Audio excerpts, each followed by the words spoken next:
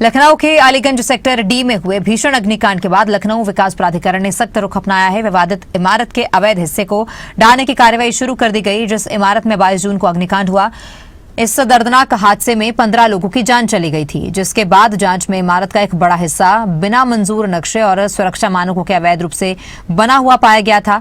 प्रशासन द्वारा इमारत के मालिक को दी गई 15 दिनों की मोहलत समाप्त होने के बाद भारी पुलिस बल की मौजूदगी में एलडीए की बुलडोजर ने ध्वस्तीकरण की इस बड़ी कार्रवाई को अंजाम दिया।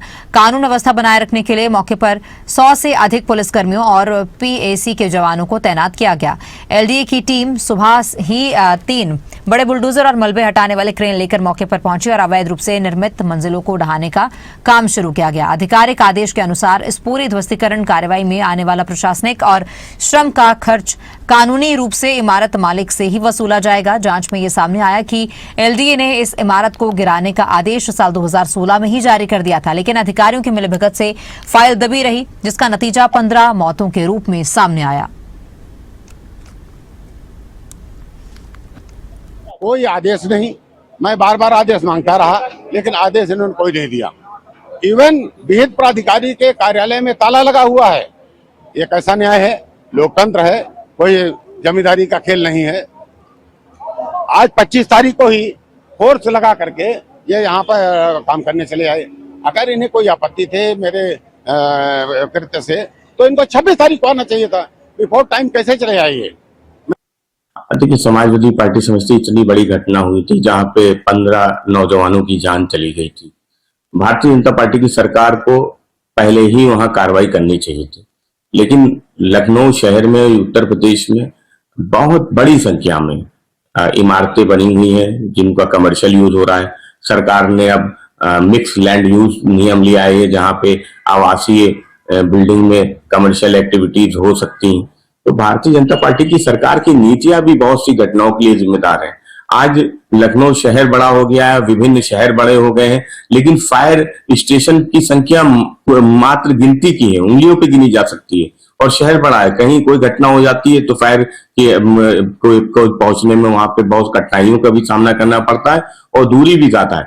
समाजवादी पार्टी समझती कि जितने अवैध निर्माण इस तरह के हैं उन पे कार्रवाई निश्चित रूप से होनी चाहिए, लेकिन लेवाना होटल की जो घटना हुई थी, जहां पर ध्वस्तीकरण की बात की गई थी, वहां पे कार्रवाई नहीं हुई। और इसी पर ज्यादा जानकारी के लिए हमारे ब्यूरो आकाश यादव जुड़ चुके हैं। आकाश, मौत के इस इमारत पर बुलडोजर चलाया गया है, और क्या इसे हम मान सकते हैं कि सीधा संदेश है यूपी सरकार का कि अगर इस तरह की अवैध निर्माण कहीं पर भी किया जाएगा, चाहे फिर वो कोई इंस्टीट्यूट हो, कोई इमारत हो, कोई पर्सनल प्राइवेट प्रॉपर्टी हो, तो उस पर भी इसी तरह की कार्रवाई की जाएगी? इनकी काफी घटना 22 जून को हुई थी और यूनिवर्सिटी से पुलिस सेंटर में आग लगने के बाद 15 लोगों की मौत हो गई थी। इसके बाद सरकार बड़े एक्शन मोड में आती, तमाम अधिकारियों को निलंबित करती है, कार्रवाई करती है। उसके लखनऊ के कई अलग अलग इलाकों में बहुत सी बिल्डिंग फिल करती है। इस बिल्डिंग की बात की जाए तो सवाल की बात, बिल्डिंग 15 दिन का समय, 10 जून को जो है नोटिस दी गई थी मालिक को 15 दिन के अंदर अपनी बिल्डिंग गिरा दे, वरना एलडीए कार्रवाई करेगी।